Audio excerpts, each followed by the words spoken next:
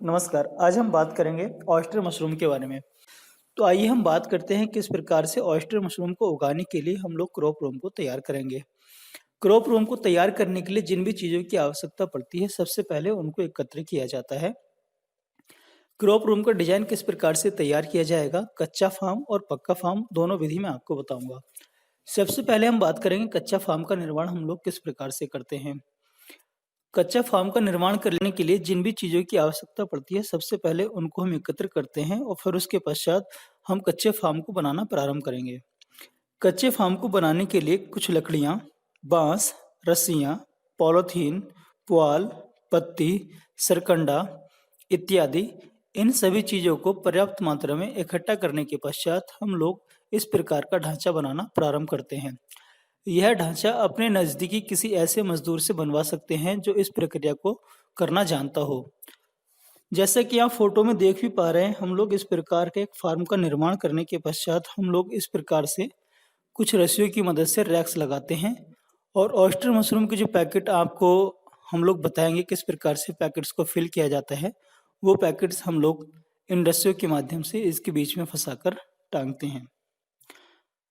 यदि आप किसान भाई 20 गुने 40 गुना 12 फिट का एक कमरा या झोंपड़ी तैयार करते हो तो उसकी लागत लगभग 30,000 से लेकर 35,000 रुपये के आसपास आ जाती है।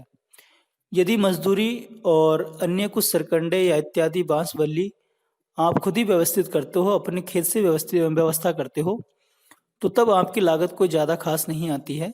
तब सस्ते में आप ढांचा तैयार कर सकते हो। एक बार ढांचे को तैयार करने के पश्चात आपको 3 वर्ष तक किसी प्रकार का अन्य ढांचा तैयार करने की आवश्यकता नहीं है। एक बार बनाया हुआ ढांचा 3 वर्ष तक बड़े आसानी से चल जाता है। अब हम बात करें किस प्रकार से पक्के फार्म का निर्माण किया जाता है। यदि किसान भाई ऑयस्टर मशरूम की खेती प्रारंभ करना चाहते हैं और वो छोटे स्तर से इसको खेती को प्रारंभ करना चाहते हैं, तो ऐसे किसान भाई किसी पुराने कमरे या गैराज या पुराने पड़े हुए घर का इस्तेमाल करके भी ऑयस्टर मशरूम की खेती बड़े आसानी से कर सकते हैं।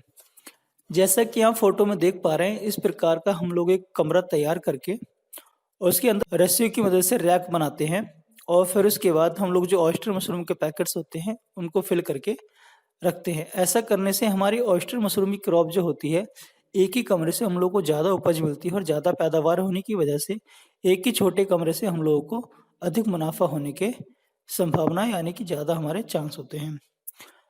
तो जैसे कि मैंने आपको बताया किसान भाइयों, दोनों विधि को आप कर सकते हैं, बेहद आसान है।